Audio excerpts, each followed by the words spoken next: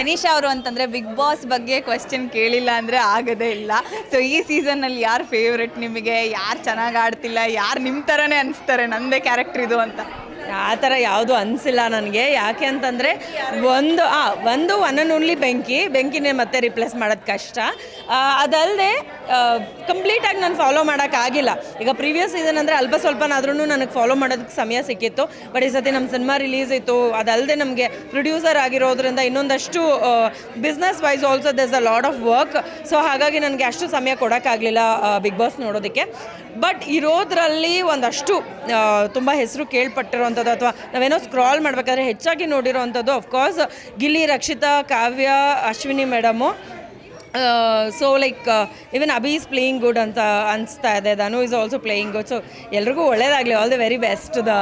ಯಾರ್ಯಾರು ಚೆನ್ನಾಗಿ ಆಡ್ತಿದ್ದಾರೋ ಎಲ್ರಿಗೂ. ಕೊನೆಗೂ ಯಾರು ಫೇವ್ರೆಟ್ ಅಂತ ಹೇಳಲೇ ಇಲ್ಲ ಮ್ಯಾಮ್. ಫೇವ್ರೇಟ್ ಆಗಲಿಲ್ಲ ಬಿಕಾಸ್ ನಾವು ಫಾಲೋ ಮಾಡಿದಾಗಲ್ವಾ ಫೇವ್ರೇಟ್ ಆಗ್ತಾರೆ.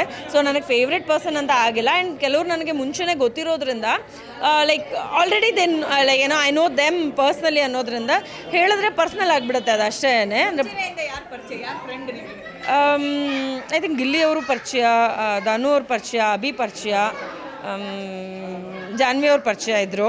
ಅಶ್ವಿನಿ ಮೇಡಮ್ ಕೂಡ ಅಂದರೆ ಅಲ್ಲಿ ಇಲ್ಲಿ ಈವೆಂಟ್ಸ್ಗಳಲ್ಲಿ ನಾವು ಹೆಚ್ಚಾಗಿ ಮೀಟ್ ಮಾಡಿರೋವಂಥದ್ದಿದೆ. ಲೈಕ್ ಸುಮಾರು ಜನ ಅದೇ ರೀತಿಯಾಗಿ ಪರಿಚಯದವರಿದ್ದಾರೆ. But not like close friends kind, but ಪರಿಚಯ ಇದ್ದಾರೆ. ಎಲ್ಲರೂ ಆಲ್ಮೋಸ್ಟ್ ಪರಿಚಯ ಇದ್ದಾರೆ.